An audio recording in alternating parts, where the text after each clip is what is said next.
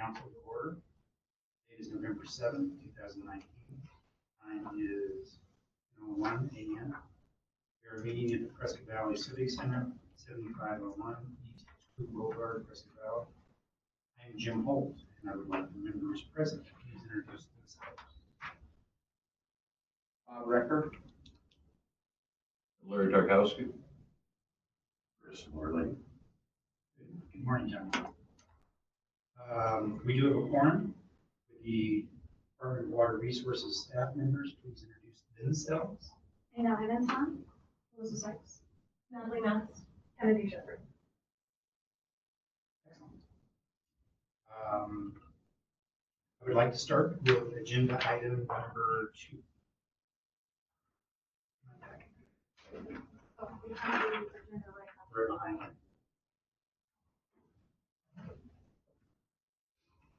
Agenda item number 2 is withdrawal fee and WMAP update. Members of the council, members of the public.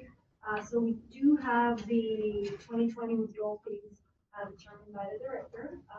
He went with your recommendation to keep the fees as they were last year and years prior to that. So we have $1 for the water management program and another $1 for the administration enforcement, making a total fund, the withdrawal fees at $1 for 2020. The table in front of you breaks down the colorful table and it has it in screen as well. Breaks down, as we saw last meeting, the past 5 years of withdrawal fees, including the fees that were collected, as well as the total amount of the fees and the money that was collected in previous years.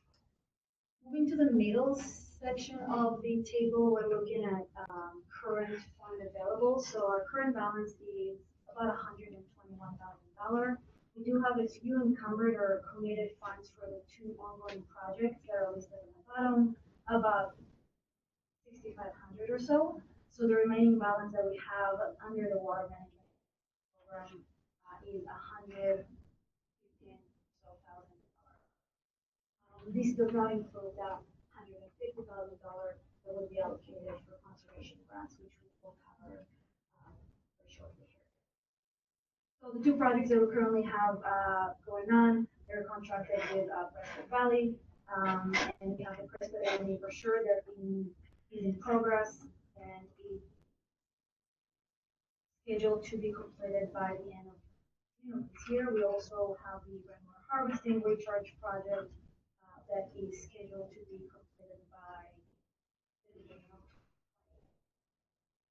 We also included for reference all the 5 AMAs withdrawal fees in the sheet right behind that, and the one that Melissa just pulled, just so you can get an idea of what other AMAs withdrawal fees are. Some AMAs have slightly different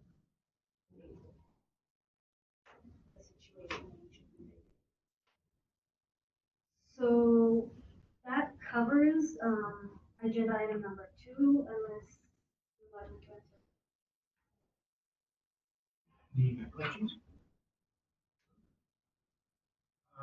I don't know if we have any additional information regarding the 2 projects, the brochure, the rainwater harvesting recharge project. Does John have anything you wanted to add? The status of those, for instance. The rainwater harvesting recharge project continues to chug along. Fully dependent on how much rain we get. Not too much. This summer was a pretty sad summer, but nonetheless, we registered 10,000 gallons captured and into the ground. For that. So I'm sorry I didn't bring it. But if you want, I can send that. We actually looked at that at the coalition, Upper Verde Coalition, and board level. And their advice, recommendation is to kind of go to the second level of beta testing on that type of project. In other words, rather than just take our current design and try to build that into local building codes or incentive programs, there's some other things that we should probably test and develop a broader understanding and list of system types.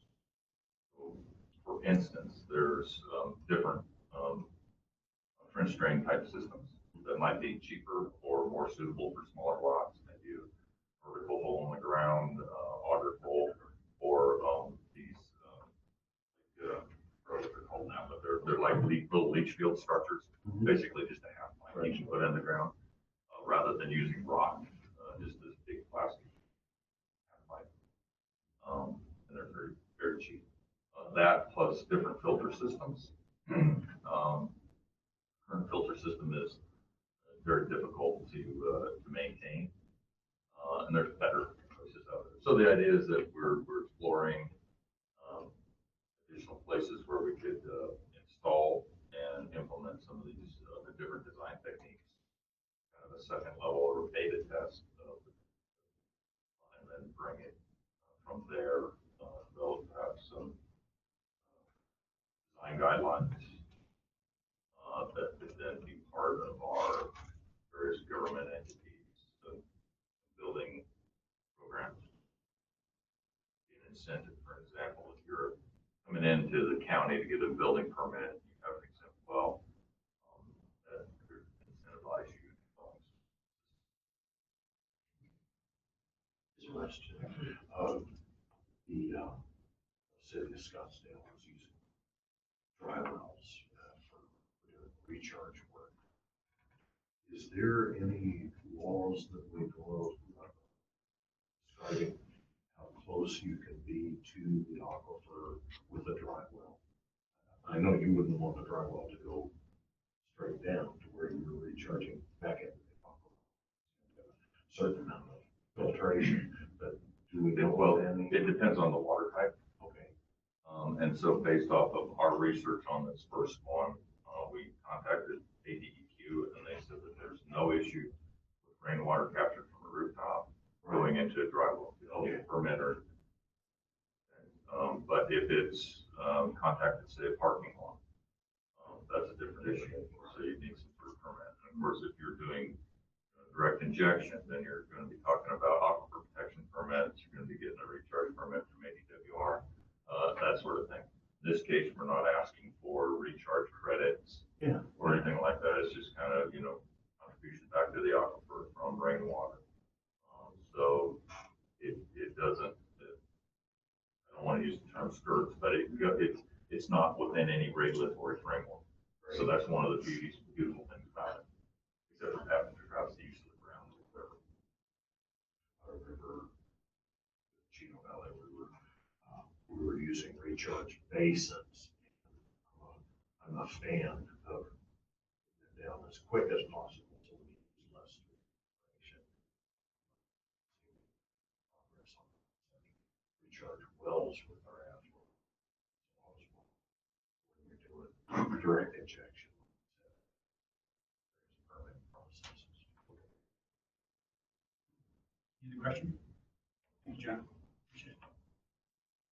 Shall we move forward? Item number 3, groundwater conservation grant notice of funding opportunity, which is the primary reason that we selected this date for our meetings. I want to thank the members as well as their department for being able to do this eyeball person to person as opposed to web. So thank you. And thank you for, well,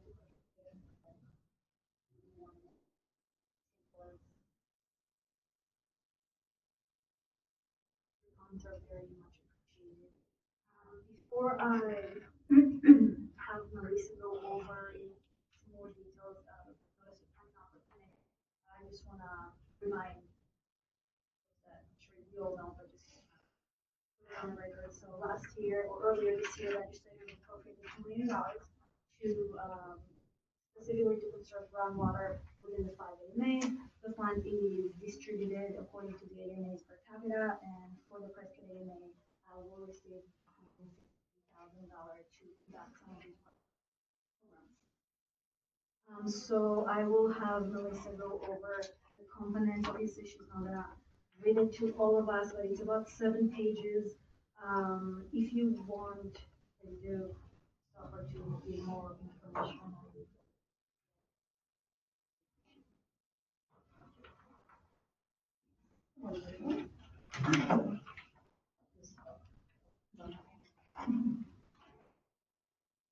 So this is just, I guess just briefly going over it and going over the components of it. Getting into too much detail right now. If you have questions, please stop me. So the first page is going to be covering the introduction here. The introduction is introducing the Water Management Assistance Program, as well as the $2 million grant that Reno just covered. And just to reiterate, Prescott is going to be receiving $150,000 $1 million fund. It's broken up depending on population density. So they were the smaller areas in the nation. Still get a chunk. Moving on to the program objectives. This is where we developed a groundwater conservation definition which includes strategies, technologies that protect Arizona's groundwater resources for current and future generations, which include but are not limited to production, the consumption and withdrawal of groundwater, reduction in the loss of wastewater, and improvement in water efficiency and increase in the reuse and recycling of wastewater. So this is kind of, these are the types of programs we're looking at. So they're going to be reducing water.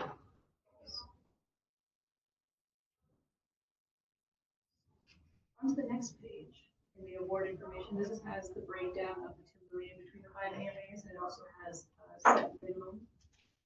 Do you have any comments or recommendations on the minimum? I think we talked last meeting, and the recommendation was to have a minimum of 25,000.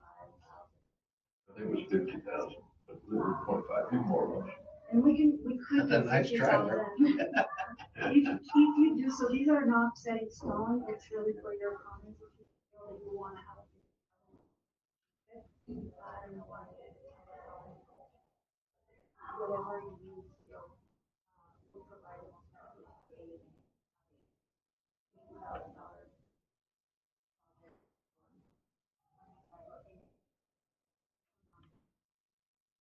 Why don't we talk about that for a couple minutes? How do you feel about the difference between 25 and 50? I remember we did talk about 50 last time. I thought it was 50, but I've slept since then. Uh-huh. Actually, why don't we bump it up to 100, because then we can take Phoenix's 1.2 million and then there's no projects together. Spend some of that. But I don't think that'll happen. As Tucson indicated that Tucson indicated they're happy with the minimum of 25,000. They actually had it higher and they wanted it. Because of why? Because they wanted to work that very hard administering those 80-sized projects. Oh. You said that. They Thank wanted you. to allow the opportunity for the public to offer from small.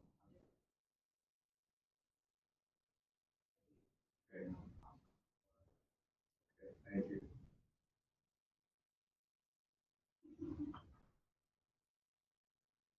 So if we allowed for $25,000 projects, it could be then as many as 6 different projects versus 3 if we went.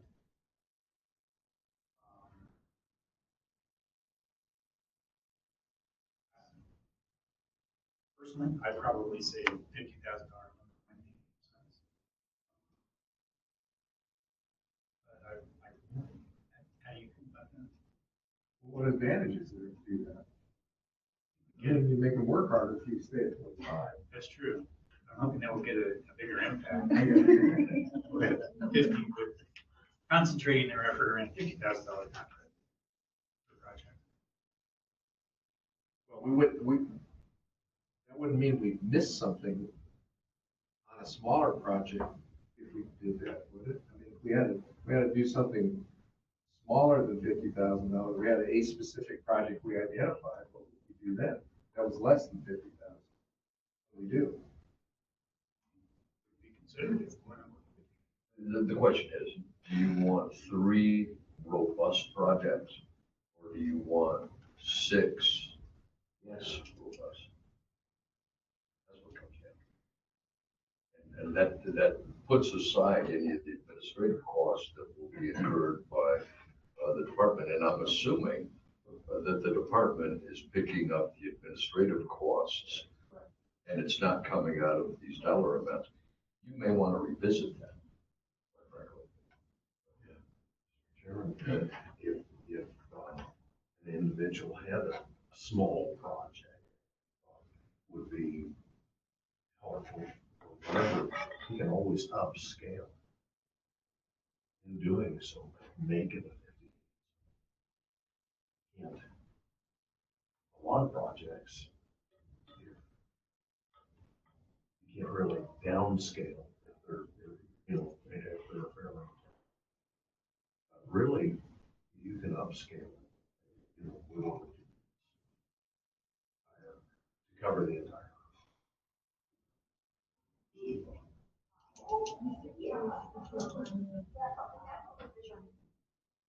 The fact that we would have a minimum of 25 doesn't mean that all projects will be.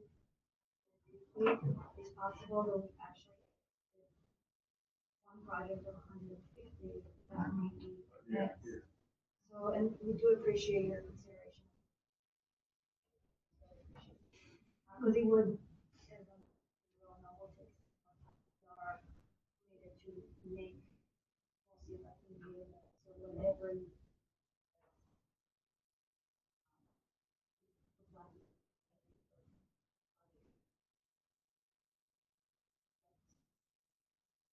Mr. Chairman, perhaps part of the discussion should include how the selection process works. And does that include oversight by the GOEC or is it purely? That's a great question, and we did talk about it last meeting, but I know you were not able to. So what we're going to have, actually, I'll show you a document that is shared. I have a few copies here, so you can check them out. We do have provided 3 options for GOEC members.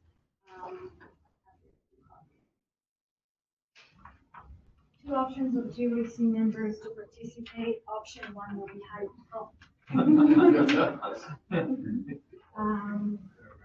The first option will be for high participation of GOEC. So this is more or less the timeline that we have here. We'll go with, we're going to accept applications for about 2 months. So allow people to develop applications. And then through the evaluation process, we'll have to do an initial screening, which will include going through the application and making sure that they're and the guidelines.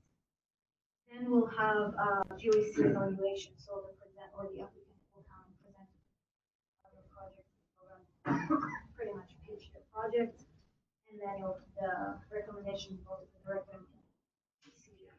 For the second option, there'll be a minimum or a medium GOEC participation, and the only difference here is the evaluation period, and there's going to be a kind of a mid phase between ADW initial review, where we'll have a committee of 3 reviewers from ADWR, and we will, let's say the GOEC would like to only. So if we get more than 10 proposals, then ADWR will prioritize those and bring to the GOEC the 10 proposals that ADWR. As option 3, which we personally do not recommend, but wanted to just option is to GOEC to completely and not take part in this process. Depending on how many applications we have, it may or may not be a full day, a few hours, but the GOEC did recommend to go with high GOEC last meeting. Does that answer your question? Yes. And what it leads to in regards to the minimum is if the GOEC has a high participation rate anyway, then you can judge the projects more based off merit rather than select them based off of size of the project. Gives you more flexibility. Minimum is a little lower. And pay more attention to the merit of the project rather than basically size. This might be a good time for Leslie's question. Leslie was wondering if applicants can combine the funds from this program with the withdrawal fee funds.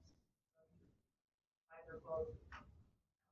That actually was a really great question. She emailed us yesterday and her advice probably haven't, yet been, but I think it's a great question. I think we may have been, this meeting.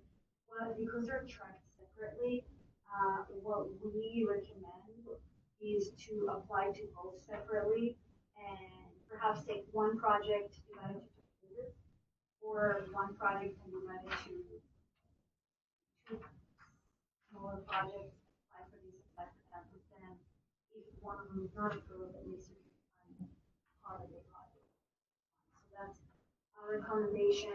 We still haven't talked to our finance division to see whether it's even allowed for us to have an applicant that propose project, have to find a contract for both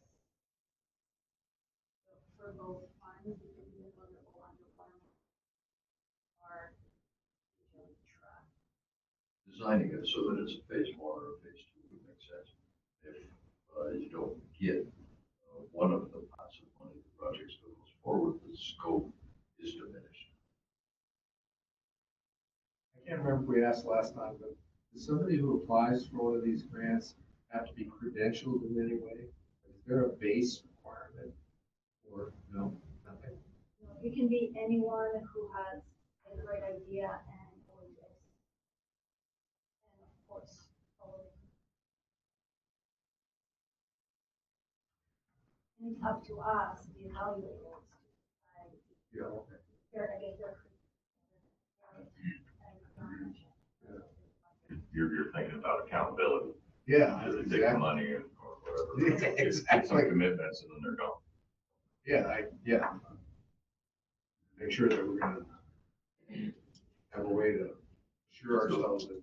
Steady water conservation techniques. Yeah.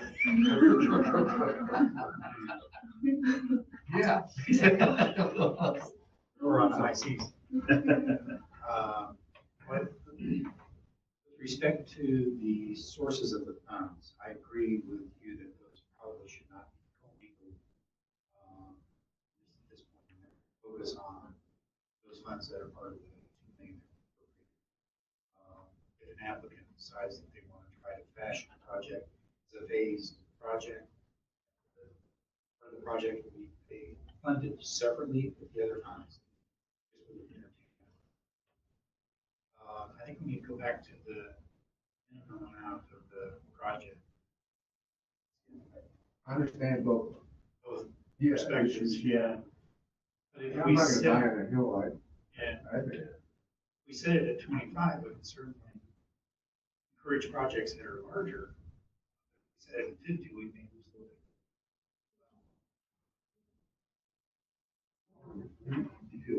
little I recommended 50 for the short reason. That is a bigger bang for the buck than take a look at the other pot of money and potentially doubling that amount and end up with a deliverable that could have a good impact.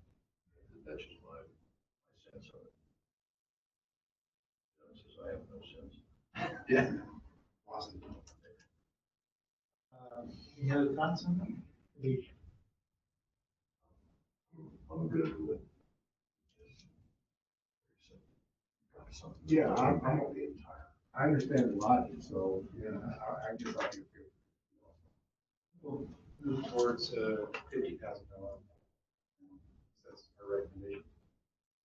I also just want to point out, we haven't done that page 3, regarding the income. We do have a set of, one of them is that the budget demonstrate higher income.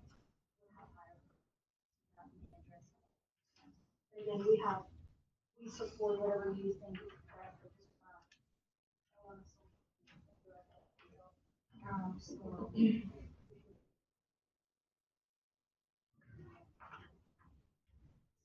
So we'll go to $50,000, project. We'll move on to the eligible applicant section.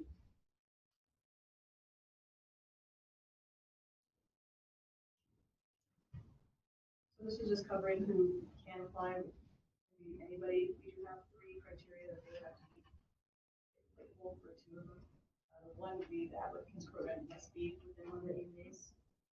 For the AMAs, and if applicable, they have to provide some documentation of full access of the well as authority to implement the project, and then if applicable, that provide appropriate documentation of the project.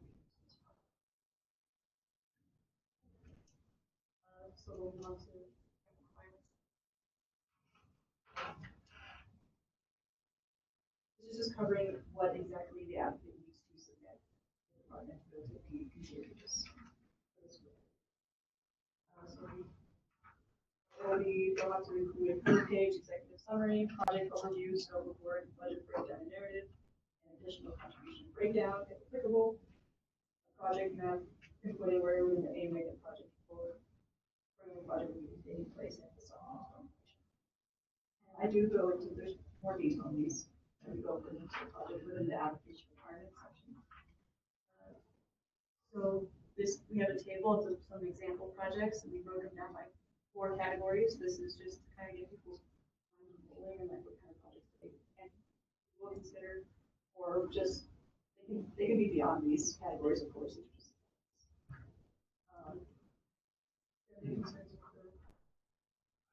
I just didn't see anywhere in there for recharge. And I'm assuming that comes off of program objectives, reducing the amount of groundwater withdrawn. But I'd like to have the word recharge in there somewhere, because like Larry said, you can only take short showers for so long. We've got to find a way. Is that what you're doing? That was indigent February. To me, reducing the amount of groundwater withdrawn is good. We've got to get.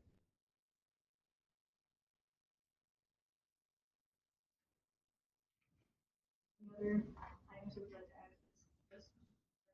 So where would you put it? I put it in infrastructure, water efficiency, rainwater harvesting, and recharge. And that way the word is at least in there. The canteen is. Good idea. Are we ready to move on? This is our priority list that Anna already briefly mentioned at least one of them. We have 3 priorities, so your projects up to the top of the list. Projects that provide an additional contribution, of course. Projects with new innovative qualities, as well as projects that demonstrate a high savings. Anything you'd like to add or questions? Elsewhere, I think there's a little bit further discussion about additional contributions. Yes. And that can be funds, it can be labor, it can be all kinds of different contributions, Yes. not exclusively money. Yes. Okay. Do you think Chairman, it's on- fire? Questions? Yes. On the list, perhaps projects that have multiple positives, that have multiple benefits. So, like with the rainwater recharge, you also have the benefit of reducing flow runoff.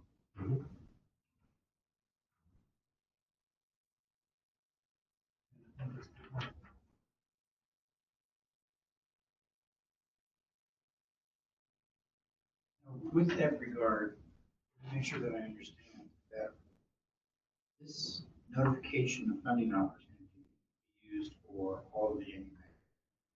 So if we offer a suggestion, for example, priority section, the department will determine whether that suggestion is appropriate for inclusion in the notice that will be used in every AMA as opposed to notice just for Prescott.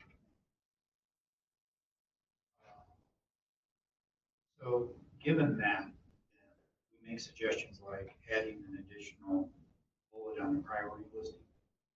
We will take that back and give it consideration. It's a relative applicability through all the AMAs, and included or not included. Final approval, probably given by the director. Okay, I just want to know kind of the sequence of how we're going. Thank you. That was helpful. Do you have any feel of the amount of activity this is going to generate? How many projects you're going to be? I think it's Do gonna you be a have any lot. sense of it? No, I'm actually going both ways. It could be a lot, it could be not so. We're gonna try and end up having, actually in the Tucson meeting on Tuesday, and then like ask. Find the forum. Okay. So I am happy to see that I do.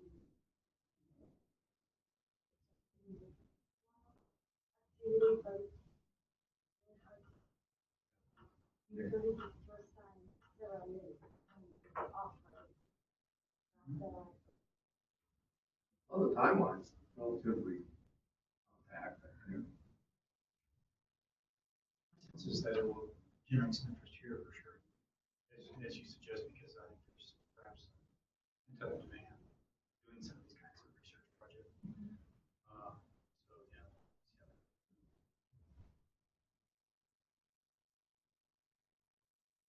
Move on to the payment of funds section.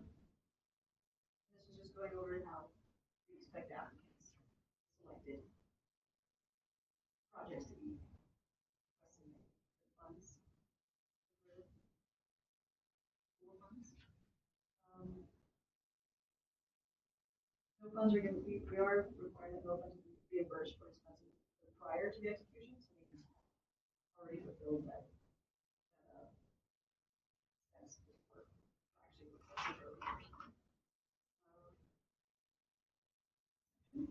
So if we go on to the application requirements and details. So this is breaking down more of what was in this paragraph in the grant requirements section. So it's breaking down each section and what they need to include in that section for their application.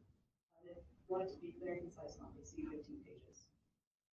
You want to, yeah, work with. Can I offer a suggestion there? Yes. I've seen some applications where not only does it limit the number of pages, but also dictates the font size, so that you're not getting 15 pages of font size. Really tiny. That's a very Yeah. I mean, I hate to have to suggest that we do those kinds of things, but it might be a good idea. Yeah. You dealt with voters. Yeah, yeah. It's like, whoa. That's the one you don't. That's a great suggestion. Automatic. Talk about it. There you go. All the impact is in the font. We try to be helpful. So the grant is broken down into 8 sections. The first being the cover page. The summary of project overview is where a lot of the information that where a lot of information is going to be. We're going to have like measurements if they're going to provide actual quantitative data. So just like, yeah, we're going to say a lot more. Actually give us the numbers. A question here. Yes. For example, on the application cover page, I saw that the department has prepared a cover page, and you're intending that applicants will actually use that. Yes. So that will be a PDF document. Fillable. Yes, a little bit. This is page 9. And it's mainly for us, so we can get all the information. Absolutely. I applaud you guys for going ahead and putting limits on the size of your cover page and your executive summary, so that you force people to give you what is in fact in the and you don't encourage a 20-page application. That's nuts. Not a lot of money. If I could make, going back to 3 just for Yes. a second, on the second to last paragraph, you talk about that some money may be withheld until the deliverables are brought to you. Okay, I would really suggest changing that to will be rather than may be. Then that way you've got a pocket full of money so that you can incentivize somebody finishing the project. Just make it abundantly clear up front. You could surprise them if they're doing really well and writing full check may becomes a will. The That, may becomes that a there will be money held Until the project is finally approved, rather than. they seem picky, but And we usually do that and also for your, our contracts usually have deliverables. All of the ones Good. to avoid water conservation. So yeah, so we usually also always have a final. I appreciate it. Are there any more questions on the horticulture standards on it?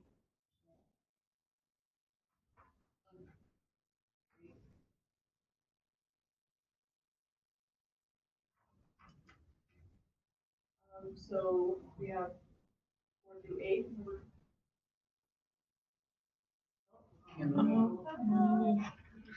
Okay. Can we state that on page 4? Yes. Do we want to suggest on our list of project overview that applicants could apply for water conservation funds? Choose to phase their project? Or do we want to just do that kind of silence? If we were gonna, Maybe. if we were gonna allow it to occur, this might be the place to suggest that it could occur. We can think about it. I can see how that would be useful. But yeah, we'll definitely explore.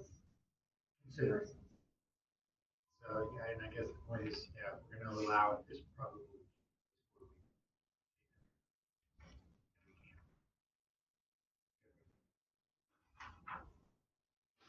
So moving on to 4, this is just going to be basic breakdown of tasks.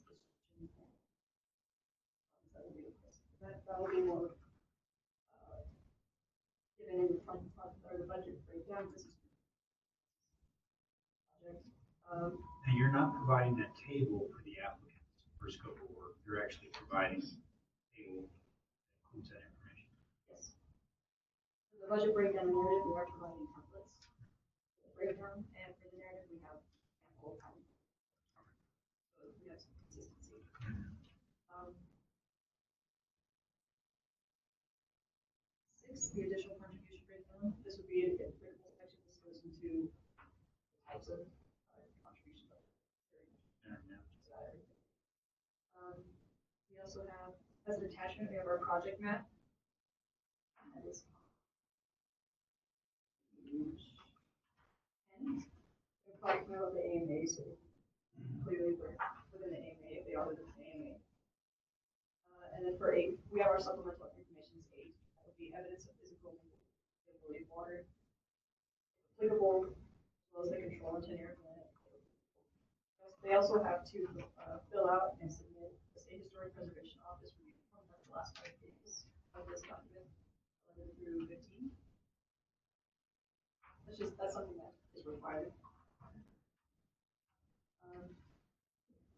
We'll also be having presentations to the AMA UAC. So it'll be a 10 to 15 minute presentation to the applicable UAC. We'll propose their project and your recommendations. A post-project report may be required. We'll be presenting that as well. Do you have any questions on that section? This is the post-project. That's a successful applicant does the project, be required to come back to Just the the results of that. Yes. The note that I had on this section is whether or not you think there'll be any interest of Groundwater Users Advisory Council members in 1A attending presentations and encouraging. Whether or not you encourage or discourage. Well, first of all, those meetings are open to the public. So.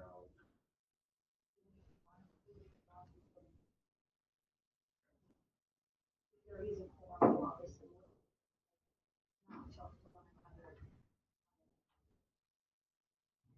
We need to notify you that they're. Please do, yeah. To do so. we would have- I don't know among the members if there's interest in that. I might be interested in that, seeing what kind of presentations. we offer.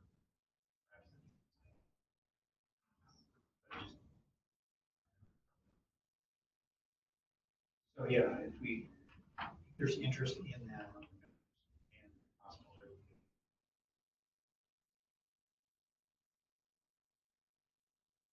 I like being surprised. That's why you like Halloween. Well, if there are four of them, what is a quorum, two? After three would be a Because, quorum, not yeah, two. even though there is a vacant membership, it's still only 5 members. Oh, okay. Gotcha. Question here? So you have a pre-meeting and a post-meeting, but you might want to add one more middle meeting. Just citizens who aren't really in this kind of world, you might want to have a progress report meeting That's very good. presentation, so that you know they're. Yeah, I like that as well. So we'll have the applicants do both the pre, post, and our progress presentation. Maybe we'll put in the internet, yeah, probably.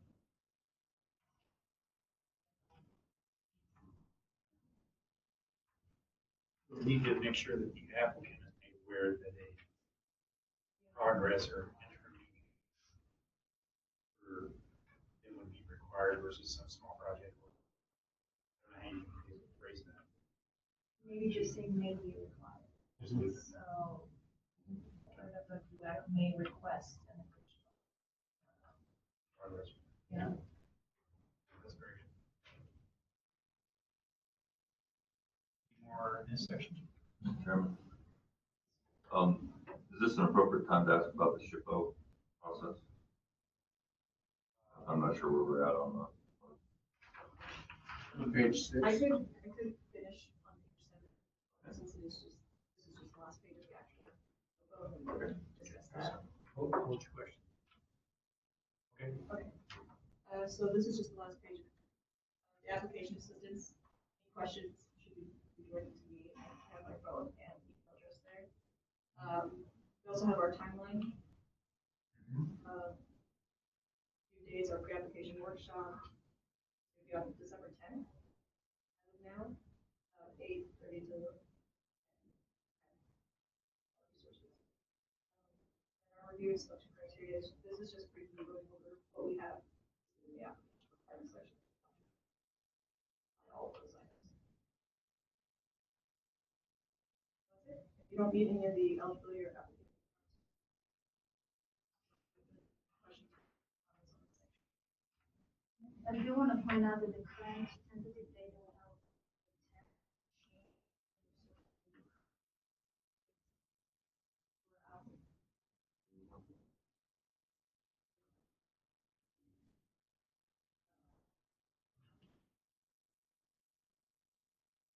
And interested parties can participate through webinar as well.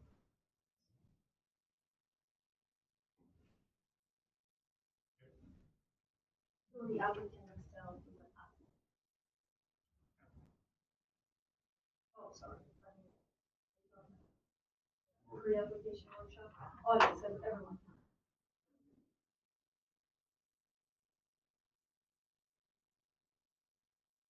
Covers the workshop, and we have these kind of attached documents. This is Okay. where we can go over. Want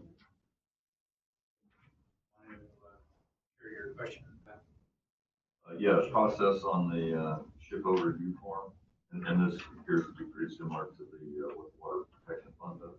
Yeah. Right. Yes.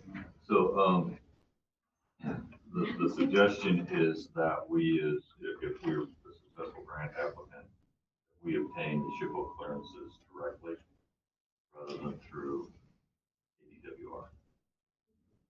That's a great question. What we usually, and that's something that we would have to go through and get into all the details later on, but you just need to fill this information and then we send all the project, or we have to go back to SHPO, and then they let us know issues with any of those projects. If you wanted to, you could contact them and verify that there is an issue. As long as as long as that's allowed. The issue we have just been going through a grant with, water protection fund for the Juniper Sill dams that we talked about here. And I mean, it wasn't necessarily anybody's fault, but because there was another layer of bureaucracy there, it was a time period when the previous director of the water protection fund was leaving, interim director was filling in, and then before Ruben got in, and the whole thing just fell down. Right? And we could not get any traction on the SHPO review until we just took it over and did it ourselves. Timeline, able to do that. So personally, because I have not been involved in SHPO before, was a problem with that, but because I wasn't involved, let us just make sure that that's that. So that we could then, as part of the project, submit a SHPO clearance, rather than depending on DWR personnel to assemble a whole bunch of SHPO clearance forms from a variety of grant applicants in this program. Because it can really slow down the process. So it's important to our time frame. We need to move forward. We can move forward. You don't want to wade into those shark infested waters. Decentralize it, have it each individual product. We can definitely look into that. We do though have the timeline that we would do everything we can here too, so that would make to that timeline. What I understood from Rogan, and again, we haven't in that much details because we have consulted him.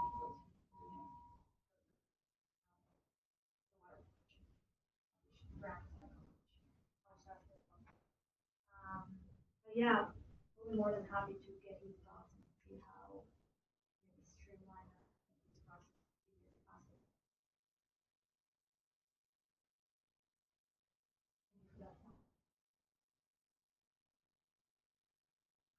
So let's stay on that topic.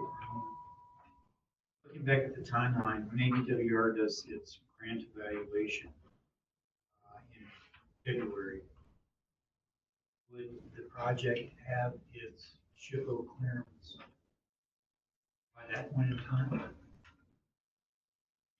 By that point in time, we would still review the application, so that's when we'll get the solution. And we will have to take those applications and share them and receive their comments that none of these projects may interfere. What I understood very often. So a big issue, but again, of course, how long it will take them.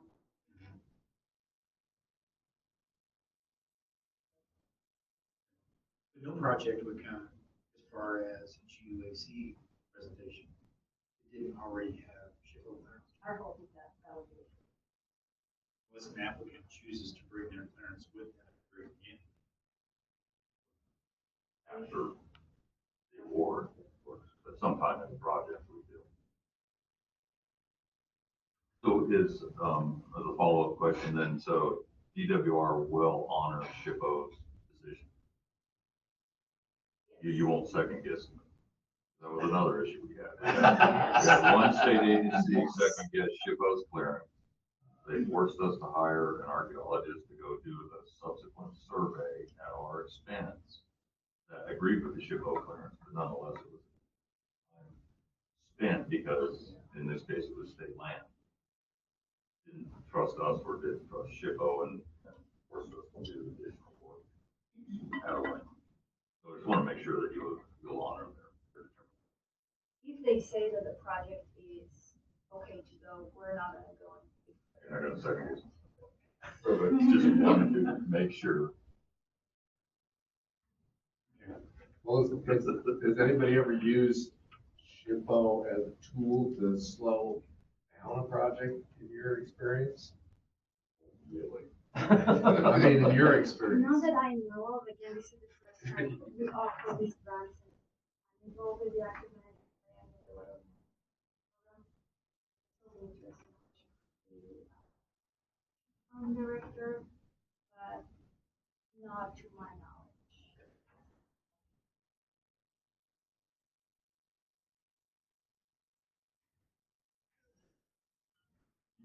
Any I questions? would just want to make a cautionary statement.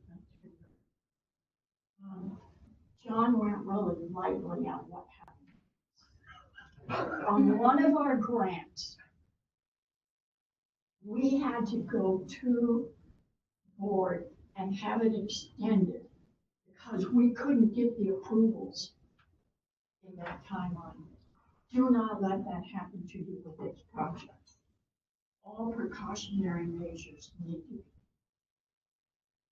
Because that would just be awful. We've been there. Wayne and I spoke, John spoke. They made us welcome, but why did we have to? Don't let that happen to us.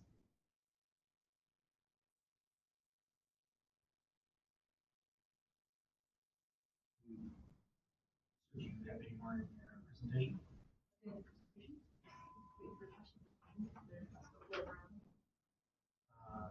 The comment I have, I was very pleased with the documentation that you put together. Clear, it's descriptive, it's concise. Are there any additional questions among members or audience? I did have one, I just did, and I may have just missed this, but since the grant opportunities are short, when the funds roll over into a different year, if not a lot of people apply. If there are no, if the full money would not be.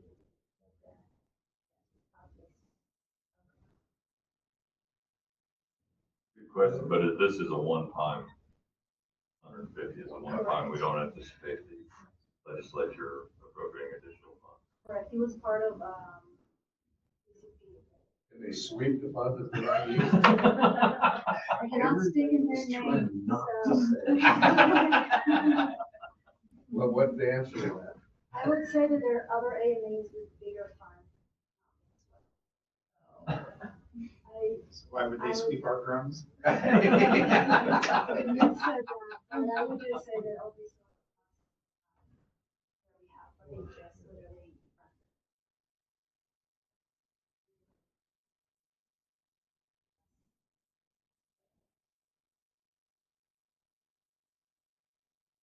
Bob, if you were looking for language in here that said any unspent funds in other AMAs automatically revert to the Prescott AMA, I don't think that's gonna happen.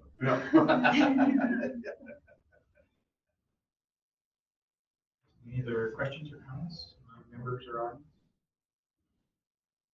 Thank you. And I also want to thank Melissa so much. She's been the main person for developing.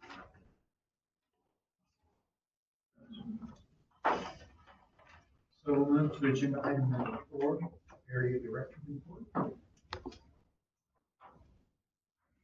So there are two topics that I just want to briefly touch on.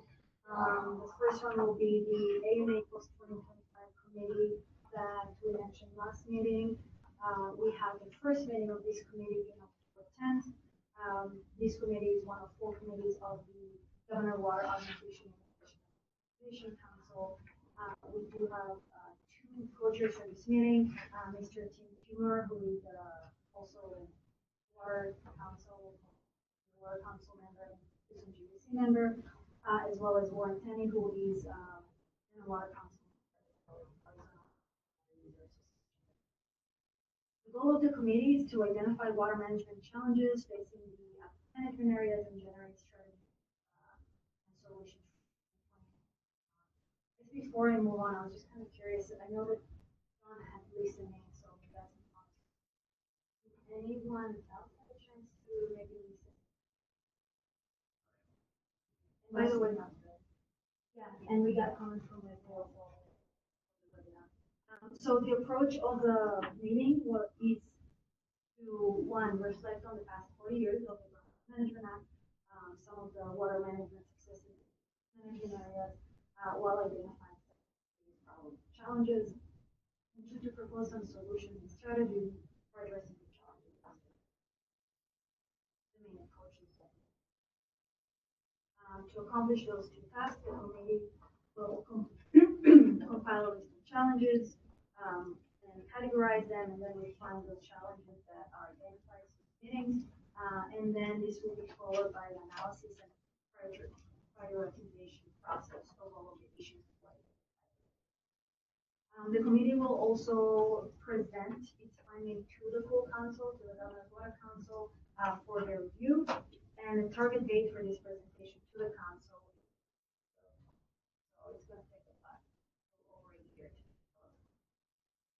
flash out all of the issues and challenges coming up with. So the first meeting in October 10 was really focused on laying some of the groundwork for the activities. We had AWR staff presenting, actually now we're there to talk about some of the successes of the Groundwater Management Act and some of the impact that Arizona water policy programs have had in the last few years, both the benefit and some of the challenges we still encounter. Then the committee members and participants were asked to start identifying some of the challenges and issues that they see in the AMAs now and looking. And these discussions, of course, will continue.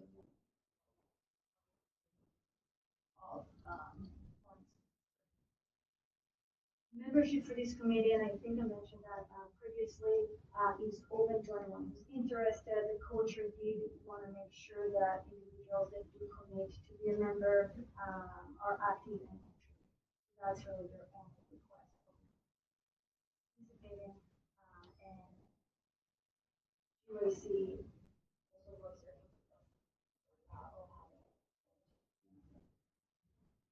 So the committee next meeting is December 9th at 2 p.m. All the meetings are open to the public. We're also offered a webinar. I believe all of you are in the email distribution list, and we'll make sure to forward any invitations that come up. So all of the again, you're more than welcome. And that's all I have on the first topic, which is the committee update. Does anyone have any questions or thoughts on that? Jim, are you going to be able to go down on the 9th?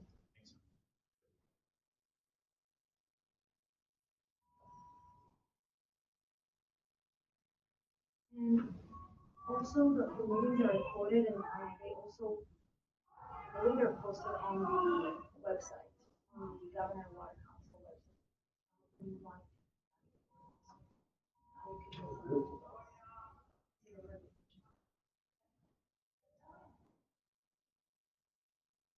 There are no questions. So we just put it on the agenda just because there are a lot of some agenda release. I don't know if you heard some media reports about what the challenges in the canal they so I just wanted to bring those reports. So there were several activities taking shape in the canal area, including a road 19 canal model. This model predicted unmet demand for the canal AMA, and that's one of the triggers that were some of these. So just to give you some background models for this model, so prior to 2013, the assured water supply application analytical and local.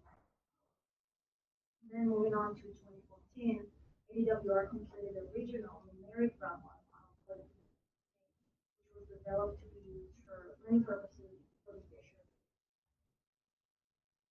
Now, according to our chief hydrologist, for those of us like who are not very well versed with modeling, he's explanation of the difference between the analytical and numeric models are like the difference between the Robert one. So in 2019, just a few weeks ago, we completed and updated a numeric model and applied a 100-year assured water supply projection. This model projected total demand of about 81 million acre feet in the next 100 years, especially water. The model also simulated a demand of 73 million acre feet, which leaves about 8 million acre feet of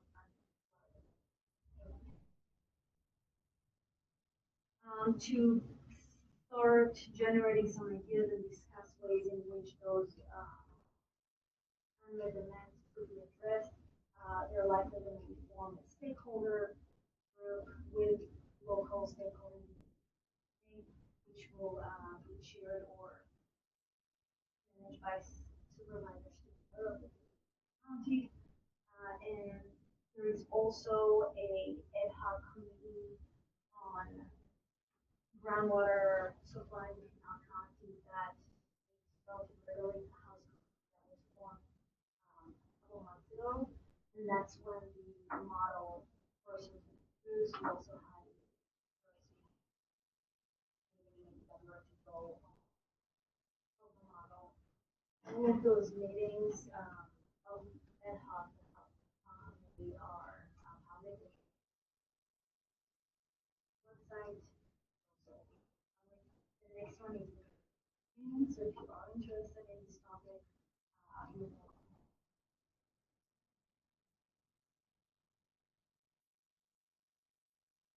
Is the department going to look at changing their management goal?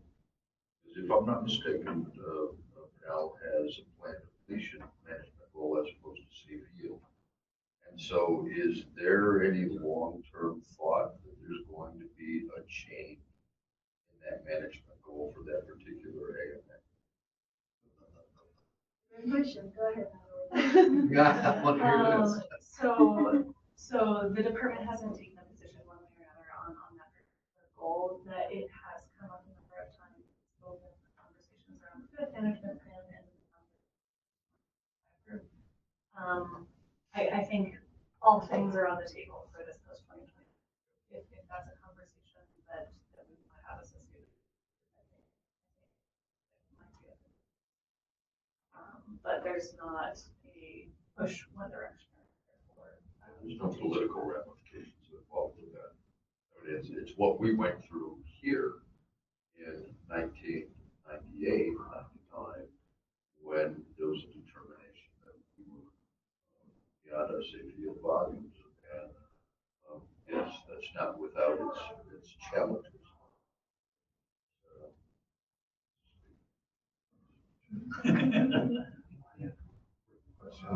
What was that number on the About 8 million. Over the 100 years. Yeah.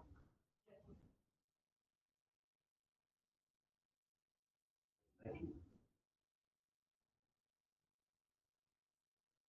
Interesting.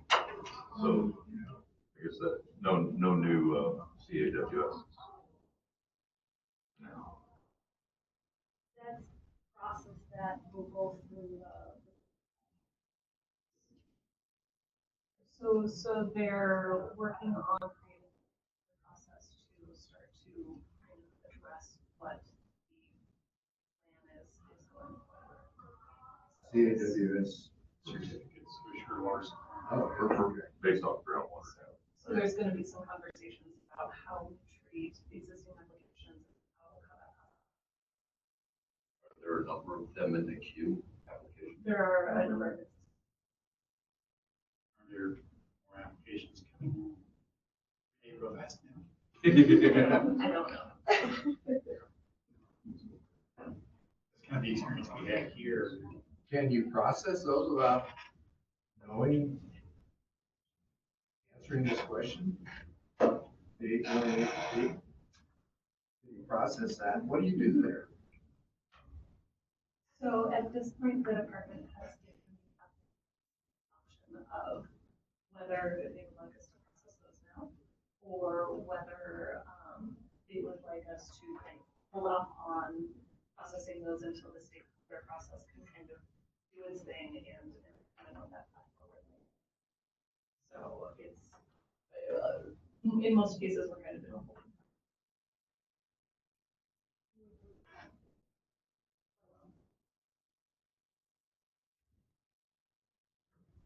Now, describe the difference between an analytical groundwater versus rotary phone and the smart. Are there now numerical groundwater models for all any of these at this point? Great question, actually, did not know. I'm not sure for all of the ANAs. Our hydrology group is regularly working on updating things, but I'm not sure what most current published version for each ANA.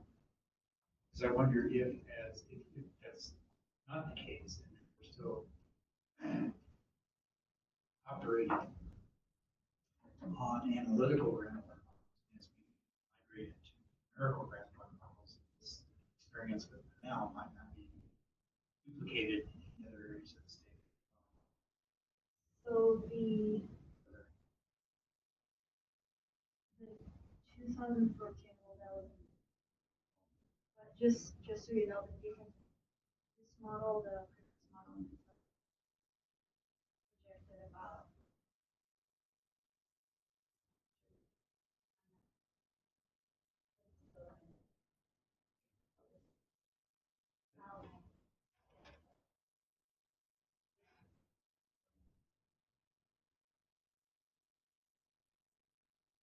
that I think is a good question.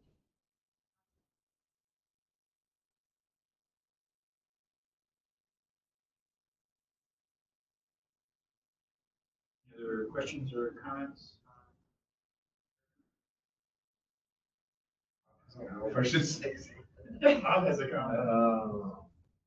The director just doubled the amount of water that the city of Prescott can draw. The AMA. At least in my mind, it doubled it from about, anyway, it went up to 16,000 feet. We don't have the right, well, we're walking, we're still doing a rotary phone. It's a little concerning. We should have, I'd be interested to see. I'm wrong. Technically, it's been in our decision in order as 6,000 acres for a long time. So it nothing recently doubled it, but the capacity, I don't think it's up to 6,000. I don't think we actually can 6,000 in the political sphere lately. Oh, yeah, I think yeah.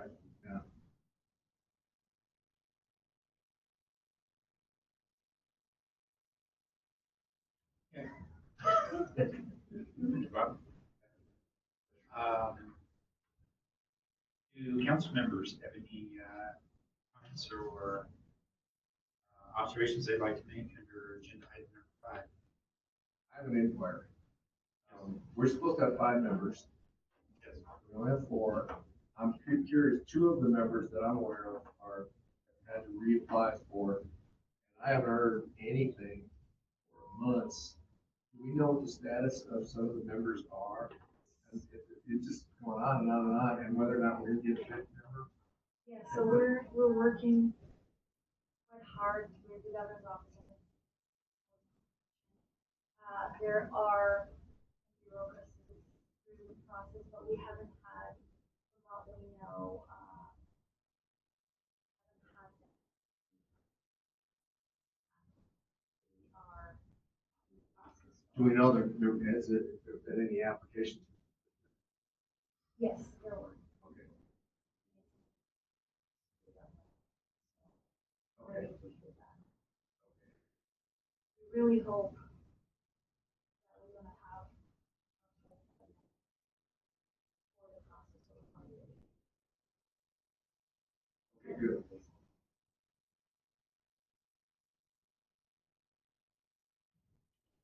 you. Any other comments under call of council? So moving forward then, call the public. Comments? Thank you. You're welcome. I wouldn't have your job. for all the work. From the tea in China. Thank you for being here. Keeping us honest. Future agenda items and next meeting date. What would you like us to? Go back to our grant cycle. Probably would go back to our grant cycle. I also wanna remind us that in the beginning of 2020.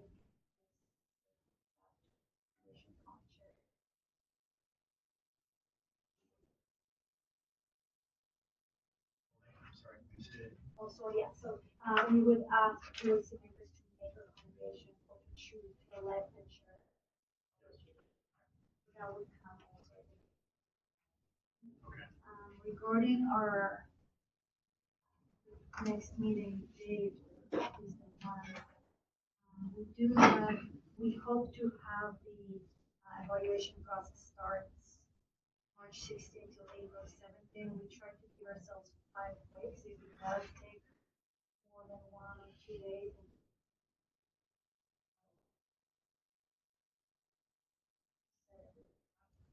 So my proposal, just because we're gonna be pretty busy with the cycle, is to have our next meeting, I do evaluation.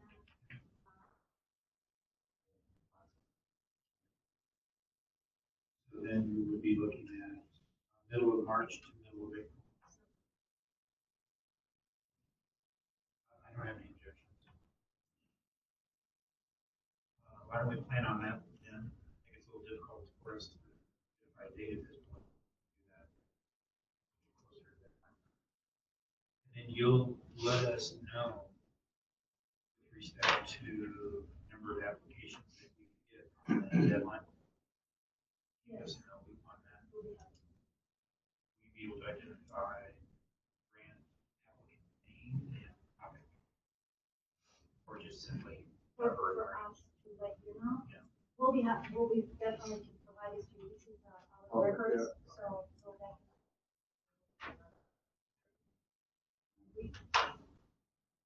We're going through a process that applicants would apply online. So there was some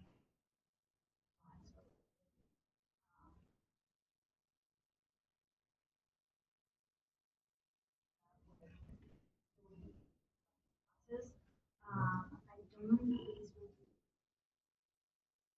We see this for, that we, we may do something, so we need to figure out how to publicize all of the applications. And how we will. Call 150. Yeah, and we may depend. Okay.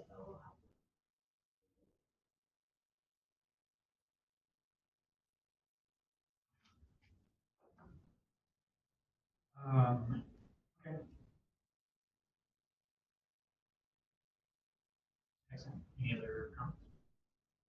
Just a note of clarification in the, back in that applicant. Let's hear, it says that any government agency can apply where he works for city, and the city apply. That's a great question. So anyone can apply. However, if we're gonna have GOC members sign a disclaimer, so if there is some. Conflict.